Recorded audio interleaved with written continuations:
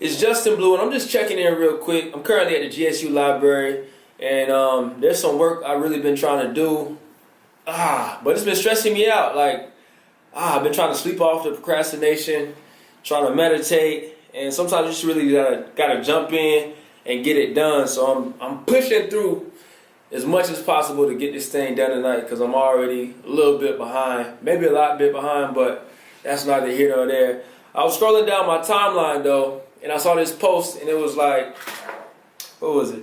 Have black politicians helped black communities? And that's a trick question. It really is. There's no straightforward answer on that. Now, when you think about black politicians and who black politicians usually consist of, black politicians usually consist of the black bourgeoisie. The black bourgeoisie historically has not operated in favor of the grassroots. Now, the grassroots, those are like the people that are really at the bottom, like the poor people, the people that are working and struggling those 9 to 5s, people that's living in those quote unquote bad neighborhoods. Phone going off. Anyways, the people who are living in those bad neighborhoods, just like the grassroots, really the people who are the most angry in America. But politicians tend to be part of, the upper middle class or the black bourgeoisie. And the black bourgeoisie tends to operate in ways that are either consciously or subconsciously begging for the approval of, I don't want to say begging for the approval of white society, but they operate in a way that is closer to what is acceptable in the eyes of mainstream white society. And being politicians, politics runs off of money.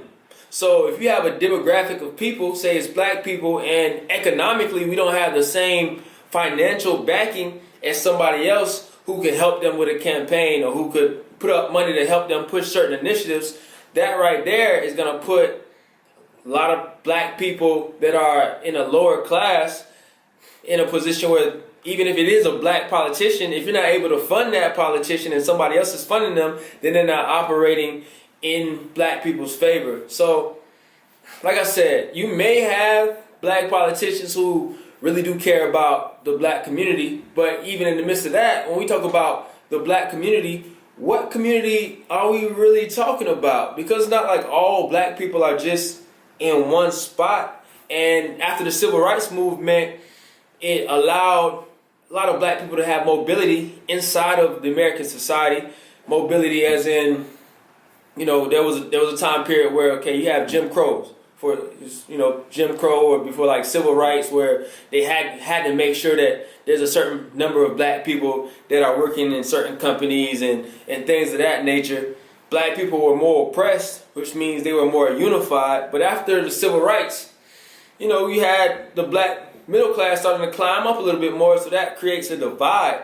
So we say black community, but the black bourgeoisie or like the black rich people or the black upper middle class probably wouldn't consider themselves in the same social and geographic community as black people who are working 9 to 5s that are maybe minimum wage or working jobs that are just living check to check and struggling a lot more. So on that note, maybe politicians have helped the black community, but they tend to help themselves in more. Like they tend to work in favor of the black bourgeoisie more, or rich black people more, or people that are in their same social class more than they end up helping the grassroots. And it's not always intentional. So I'm not trying to demonize black politicians. It's not always intentional.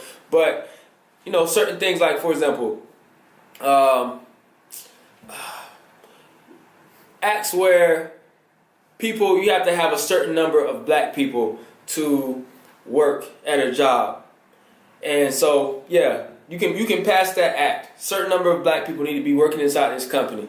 Now, whatever company you're working for, there's certain qualifications. And so those better jobs are probably going to call for higher levels of education.